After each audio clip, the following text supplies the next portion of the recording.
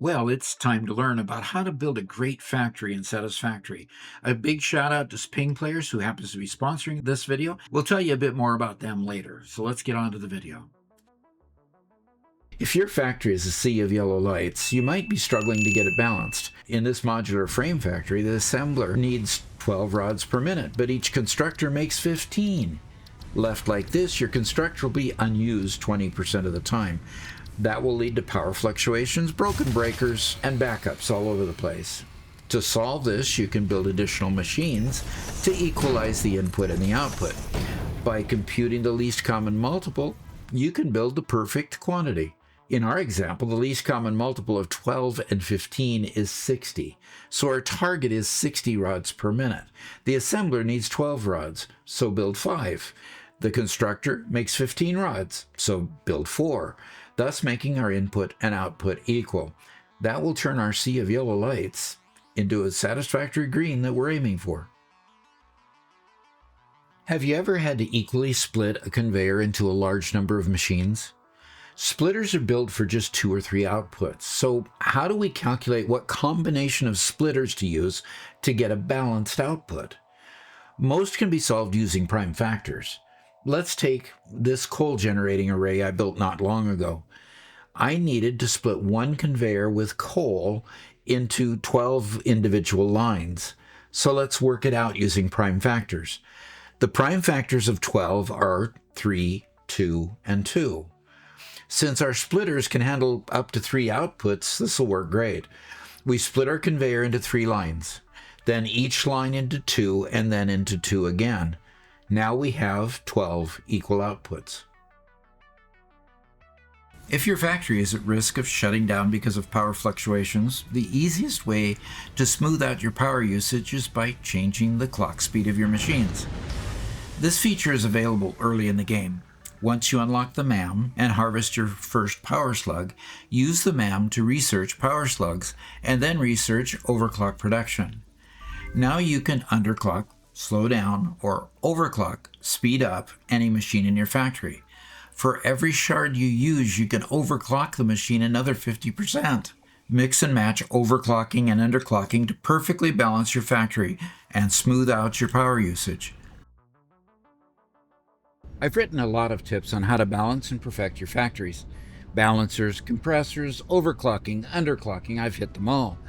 But there's one thing I haven't really covered. Why? Because it's cheating. Smart splitters unclogged your backed up lines, let you ignore unbalanced factories, sort items on your conveyor because you sent all your items to the same storage container. Seriously, who does that? So here's how they work. Interact with a smart splitter to bring up the UI. To prevent backups, set one lane to any so it acts as normal output. Set another to overflow and send that conveyor to an awesome sink. To filter your dirty conveyors, set one lane to item, and then set the item for it to grab from the belt. Make sure you set the other outputs to any undefined if you want to use that option though. So there, the smart splitter does it all. Programmable splitters are the big brother to the smart splitter. Like the smart splitter before it, the programmable splitter allows you to decide what to do with each output. The upgrade? Now you can add up to 64 filters. But who needs more than one on each output? Well, the only use I've seen is what is called sushi load balancing.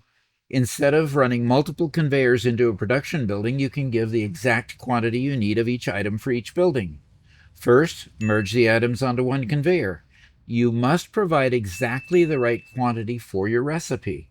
Then, add a programmable splitter and add each item to the output you want to use. Then connect up your outputs and voila, you've created sushi or something like that. When I first started Satisfactory, I hated constantly rebuilding machines when the conveyor belts just wouldn't line up. Luckily, foundations are one of the first items you can unlock. They help you build on a level platform, let you line up machines nicely, and give you the canvas you need to build a good factory. By default, you're given 3 sizes of platforms: 1 meter, 2 meter, and 4 meter. While you can rotate these foundations to face any direction, if you hold down Control, it will align to the world grid, which will ensure that distant factories will match nicely if you ever connect them. When using the world grid, skip the 1 meter platform. Since they are snapped based on the center height of a platform, 1 meter grids will always be off. To build faster, press R, which will swap you into Zoop mode, and you can then build up to 10 foundations at once. Playing Satisfactory with friends shouldn't mean dealing with lag, crashes, or confusing server setup, and ping players make sure you don't. Ping players, high-performance servers, keep everything running smoothly with low latency and reliable uptime. And you don't have to mess with port forwarding or custom configs. Servers launch in minutes with easy control panels and automatic backups built in. So you can focus on building, exploring, and expanding together without worrying about whether the connection will hold or the world will load. Right now, you can get 35% off any Satisfactory server with the code DOC35 at checkout. Ping players, multiplayer without the mess. After playing Satisfactory for a while, you'll realize how massive factories can get. Building the same manifold design over and over can get tedious, but thankfully we have the Blueprint Designer. The Blueprint Designer lets us create and save any set of buildings within a 32-meter cubed area. Then you can build it all at once with the Build tool. But there are a few caveats and hidden features that we don't want to miss. First, conveyors and pipes will not link up automatically. Leave space for the final linkage and connect them once it's built. Second, blueprints don't snap well to the world grid, so don't include the foundation in your blueprint, but instead build foundations first and place the blueprint on top. But the best feature? You can find blueprints in your save folder and transfer them between games. Built the perfect manifold? Share it with a blueprint. There's nothing quite as disheartening and satisfactory as a conveyor spaghetti nightmare. But don't worry, there are ways to keep those belts neat and tidy. First, plan more space than you think you need. Machines should take up no more than half of your factory floor. Leave room for conveyors, paths, and future expansion. Second, use vertical space to your advantage. Move belts to upper floors or lower levels, freeing up valuable space. Use stackable conveyor poles to keep them aligned and out of the way. Finally, designate input and output areas. By isolating your input to a single area in the factory, you create a more efficient bus that will route them to where they need to go. By following these tips, you not only avoid conveyor chaos, but also create a factory that's a pleasure to work in. I guess someone's been watching my videos because Coffee Stain gave me a present I've wanted for a long time with 1.1. We now have priority mergers, and they're just as good as I imagined. Priority mergers allow you to prioritize which input to merge. That's necessary at times to prevent backups in systems that could cause an inconvenient shutdown. A priority merger is placed just like a regular merger, either snapping it to a conveyor, lift, or placed directly on the ground. Interact with these to see the interface. Each of these sliders is a different input. The sliders are not ratios. They are priorities, which means that all input from a higher priority will be taken before the ones from a lower priority. If 2 or more inputs have the same priority, they will be taken alternately like a normal merger. Thanks, Coffee Stain. I've been using manifolds in Satisfactory for a long time. They've become my go-to building method. But I get it. Sometimes it's frustrating waiting for that last machine in line to actually start working. And a bunch of you in the comments have wondered, do manifolds even work? So let's break it down why they take so long to spin up and how they do eventually become efficient. Take a Mark IV conveyor belt, for example. It can carry 480 items per minute. If you split it to feed 2 machines, it gets half, 240 items per minute. Now let's add a third split to feed the next 2 machines. Each of those 2 lines only gets a third of the total, or about 160 items per minute. But it keeps going. The next split, each machine gets just over 50 items, then 18, then 6. By the end, the final machine might only see 2 items per minute. And that's the moment where people usually say, manifolds are broken. But there's a catch. Those first few machines aren't using 160 items per minute. Maybe they only need 30. So once they fill up, their inputs back up. Now there's less demand upstream, and the overflow starts moving downstream, feeding the next pair of machines, and then the next, and so on. Eventually, all the machines fill up, and the entire manifold becomes active. This is the beauty of overflow logic. No item is wasted.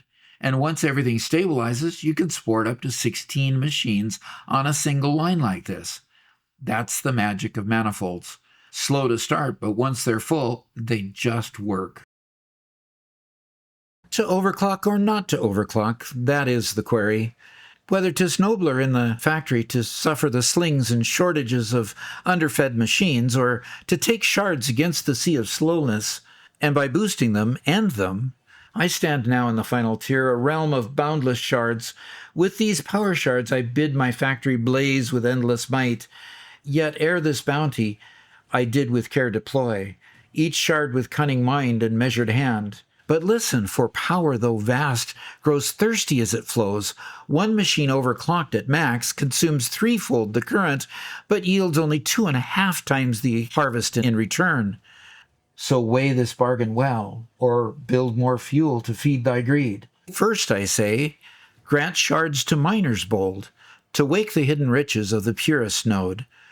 Though mark thee this, the miner's roar doth feed a belt too small in lesser days, so mind thy speed lest iron spill and choke thy line.